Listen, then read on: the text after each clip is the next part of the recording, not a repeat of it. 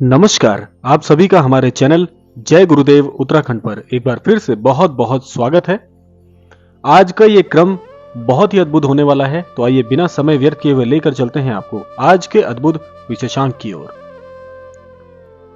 आप में से काफी दर्शक श्री हनुमान जी के, श्री नीप करौरी महाराज जी के और श्री राम जी के अनन्य भक्त भी होंगे और प्रत्येक मनुष्य, प्रत्येक अनन्य भक्त ये चाहता है कि उससे सदैव उसके इष्ट प्रेम करें, उनकी कृपा सदैव अनन्य भक्तों पर यूं ही बने रहे। लेकिन क्या आप जानते हैं कि भूलवश या जाने अनजाने हम किसी न किसी प्रकार से ईश्वर को भी रुष्ट कर देते हैं और जाने अनजाने ही फिर हमें यह मालूम नहीं होता कि अपने इष्ट की तरफ से हमारी जो कृपा है, जो हम पर बनी हुई थी, वह रुष्ट हो जाती है और किसी न किसी प्रकार से हम कृपा विहीन सा जीवन व्यतीत करने लगते हैं। तो आज का विषय इसी बात पर आधारित है कि कई बार हम अपने जीवन में ऐसी कुछ गलतियां कर बैठते हैं, जाने या अनजाने, जिससे हमारे जीवन पर उसका बड़ा प्रतिकूल सा प्रभाव पड़ता है और हम कभी तो यह जान ही नहीं पाते कि हमारे जीवन में ऐसा क्यों हो रहा है। तो आज का जो विषय है वह है श्री हनुमान जी की जो कृपा है किन भक्तों पर और किन कारणों से नहीं आती और हनुमान जी रुष्ट हो जाते हैं। तो आज ऐसे ही कुछ आपको प्रभाव बताएंगे जिन प्रभावों से आप स्वयं को दूर रख सकते हैं। अगर आप जानकर या अनजाने में ऐसी गलती करते हैं या ऐसी भूल करते हैं तो उसको आज से, अभी से उस प्रभाव से बंद कर दीजिए और इन बातों का ध्यान रखिए। अब ये हम कैसे जाने कि हमारे इष्ट श्री हनुमान जी हमसे नाराज क्यों हैं या ऐसे कौन से कार्य हैं जो हमें रोक देने चाहिए जिससे उनकी कृपा पुनः हमें प्राप्त हो जाए।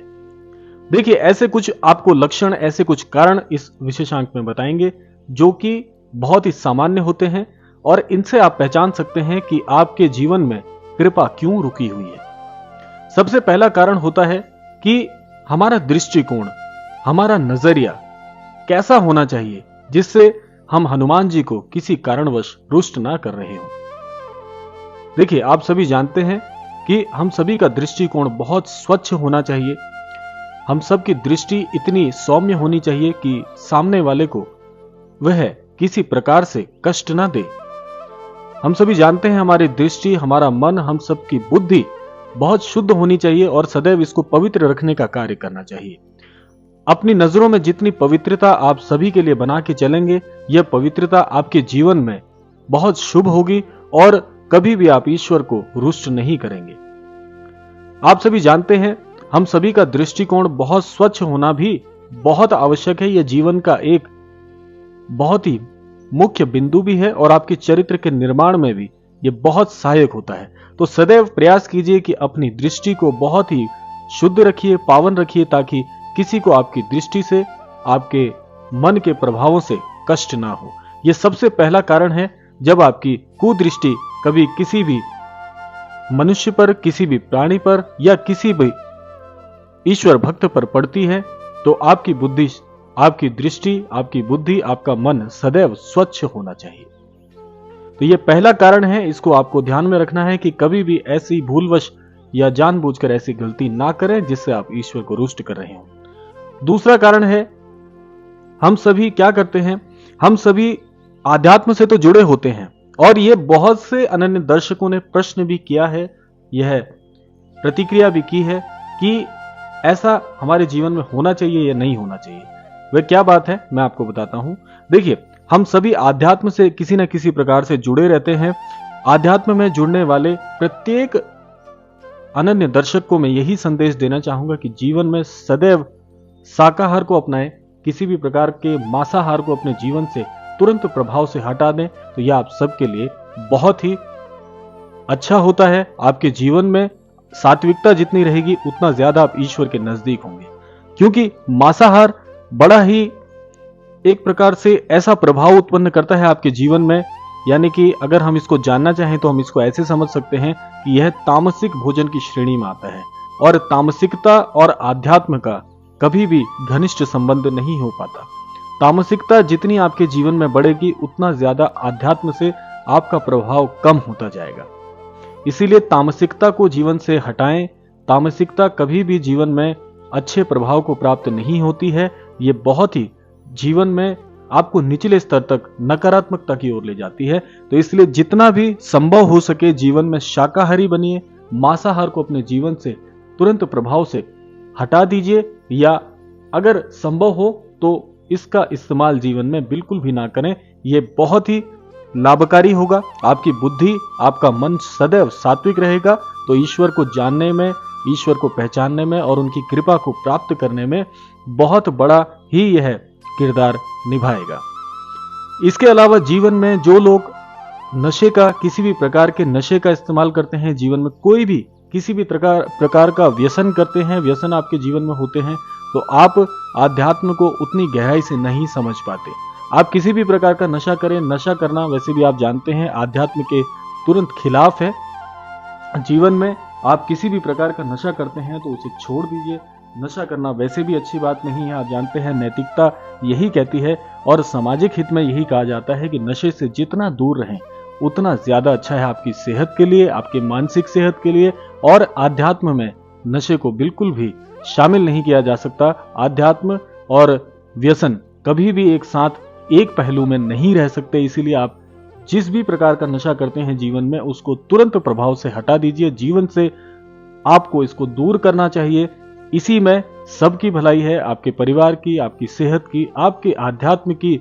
जो श्रेणी दर श्रेणी जो भी आप आध्यात्म में जिस भी पग पर आप हैं उसको बढ़ाने में यह चीज बहुत सहायक होती है कि नशे का प्रभाव जीवन से बिल्कुल समाप्त कर दीजिए। तो यह ऐसे मुख्य मैंने आपको कुछ कारण बताए जो कि आपके इष्ट को, श्री हनुमान जी को आपसे बहुत बहुत दूर ले जाते हैं।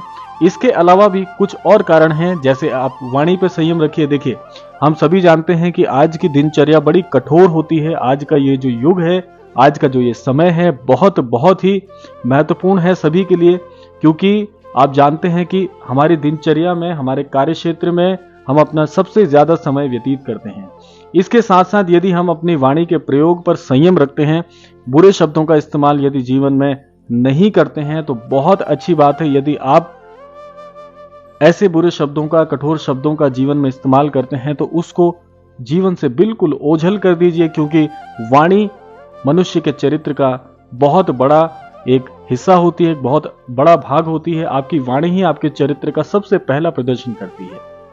आप अपनी वाणी में जितना सौम्य पाए जाएंगे, कठोर शब्दों का, गलत शब्दों का इस्तेमाल नहीं करेंगे, तो ईश्वर को यह सर्वप्रिय होता है, क्योंकि आपकी वाणी ही आपके चरित्र की सबसे पहली झलक होती है। जैसा मैंने आपको बताया, आपके चरित्र का बहुत हद तक पता आपकी वाणी से चल जाता है। जिस प्रकार की आपकी वाणी होगी उस प्रकार के आपके चरित्र को लोग समझते हैं, आपके प्रभाव को समझते हैं, आपकी उपस्थिति को समझते हैं। इसीलिए जीवन से गलत शब्दों का, अपशब्दों का यदि आप प्रयोग करते हैं तो इसको बिल्कुल छोड़ दीजिए। आज से, अभी से ये शपथ ले लीजिए कि जीवन से नशे को, बुरे शब्दों को, कुदृष्टि को आज से, अभी से हम प्रभाव से अपने समाप्त कर देंगे। ऐसी शपथ कीजिए और देखिए आपके इष्ट, जो आपके, जिनको आप सबसे ज्यादा मानते हैं, आपके जीवन में इतने आशीर्वाद आपको देंगे, इतनी कृपा आपके ऊपर आएगी। यदि आपके जीवन में कृपा बनी हुई है तो वह दुगनी चौगुनी से भी ज्यादा हो जाएगी। यदि आप ऐसे शब्दों का, ऐसे कर्मों का जीवन में प्रभाव रखते हैं तो इन प्रभावों को आज से, अभी से बिल्कुल हटा दीजिए। आपका जीवन बहुत ही दिव्यमान हो जाएगा और आप अपने इष्ट से जाने अनजाने कभी भी उन्हें रुष्ट नहीं करेंगे। उनके प्रभाव आपके जीवन में सदैव सकारात्मक बने रहेंगे। यह कुछ महत्वपूर्ण बिंदु मैंने आपको बताए। सुनने में ये बातें बहुत बहुत सामान्य हैं, लेकिन इन सामान्य सी बातों पे ही अमल यदि आप करने लग जाएं तो ये सामान्य सी बातें सामान्य नहीं, बहुत महत्वपूर्ण बन जाती हैं। जो चीजें जीवन में सामान्य सी दिखती हैं वह सामान्य आपको अवश्य दिख रही हैं, उनका प्रभाव बहुत सामान्य आपको दिख रहा है, लेकिन यह सामान्य सी बातों पर भी अमल करना बहुत कठिन होता है। यदि आपको ऐसा लगता है कि ये बहुत सामान्य सी बातें हम पहले से जानते हैं, तो इस पर अमल क्यों नहीं कर रहे हैं? यदि कर रहे हैं तो निश्चित तौर पर आपके जीवन में आज नहीं तो कल बहुत ही जल्द बहुत बड़े परिवर्तन आएंगे। आप मेरी बात रेखांकित कर लीजिए, क्योंकि बहुत से अनन्य दर्शक हमें यह प्रश्न करते हैं कि हमारे जीवन में कष्ट क्यों आ रहे हैं। तो आप भी अगर ऐसे ही दर्शक हैं, आप ऐसी प्रतिक्रिया भेज रहे हैं, तो आज अपने आप को टटोल कर देखिए, क्या इनमें से कोई बात आपके समानांतर तो नहीं है। यदि आपके समानांतर है तो आज से उन चीजों को बदलना शुरू कर दीजिए, क्योंकि ये मानव जो बुद्धि होती है, ये जो हमारे प्रभाव होते हैं, हमारी बुद्धियों के जो भी दृष्टिकोण होते हैं, जैसा हम सोचते हैं, जो हमारे विचार हैं, ये हमारे चरित्र का निर्माण करते हैं। तो जैसे विचार आपके होंगे, जैसी बुद्धि आपकी होगी, जितना आध्यात्म में आप घुले मिले होंगे, वही आपका एक जीवन का प्रभाव तैयार करता है, वही आपकी परिकाष्ठा होती है। तो इसीलिए जीवन में ऐसे विचार रखिए, ऐसे शुद्ध विचारों का जीवन में जब आपके धीरे धीरे से उसको आप सीखना शुरू करते हैं, जुड़ना शुरू करते हैं, तो आप ईश्वर को प्राप्त करने लग जाते हैं। ईश्वर के जितने भी चमत्कार हैं आपके जीवन में होने लग जाते हैं। तो यही जीवन का एक मूल मंत्र है कि सादगी से यदि जीवन को जिया जाए तो यह सादगी भरा जीवन ही ईश्वर को सर्वप्रिय होता है। आपके जीवन में ईश्वर की कृपा सदैव बनी रहती है, ईश्वर कभी आपसे रुष्ट नहीं हो सकते। जो ये बातें मैंने आपको बताई हैं, अगर आप भी इनमें संलग्न हैं किसी प्रकार से, तो आज से इनको अभी से बदलना शुरू कर लीजिए। स्वयं से शपथ कीजिए, स्वयं से किए हुए वादे मनुष्य कभी नहीं तोड़ता। दूसरों से किए वादे अवश्य टूट जाते हैं किसी न किसी कारणवश। स्वयं से यदि वादा टूटता है तो इंसान भी अंदर से टूट जाता है। और यह बात बहुत बहुत सटीक है कि आपसे किया हुआ वादा जो आपने स्वयं से किया है, उसको टूटने आप कभी नहीं देंगे, क्योंकि स्वयं की नजरों में गिरना कोई नहीं चाहता और कभी भी इंसान जो है वादे नहीं तोड़ना चाहता। तो इसीलिए ये बात बहुत हद तक कार्य में आती है कि यदि आप स्वयं से शपथ करेंगे, स्वयं से वादा करेंगे कि ये कार्य आप कभी नहीं करेंगे, तो आप वाकई में वह कार्य कभी नहीं करेंगे, क्योंकि आप स्वयं पर भी नजर बनाए हुए होते हैं। इसलिए जब आप स्वयं पर नजर बनाए होंगे तो आप स्वयं से कभी झूठ नहीं बोलेंगे, स्वयं से किए हुए वादे नहीं तोड़ेंगे। तो इसलिए आप स्वयं को बदलने में भी सक्षम रहेंगे, सफल रहेंगे। तो इसी कामना के साथ विदा लेते हैं आज के विशेषांक से, और कामना करते हैं आप सभी इन सभी दुर्विचारों से, दुर्प्रभावों से और जीवन में आने वाली इन सभी प्रकार की त्रुटियों से बचे रहें, और ईश्वर आप सभी का कल्याण करें। महाराज जी सभी पर यूं ही कृपा बनाए रखें। इसी कामना के साथ विदा लेते हैं, मिलते हैं अगले क्रमांक में। तब तक के लिए जय श्री राम, जय गुरुदेव, जय उत्तराखंड।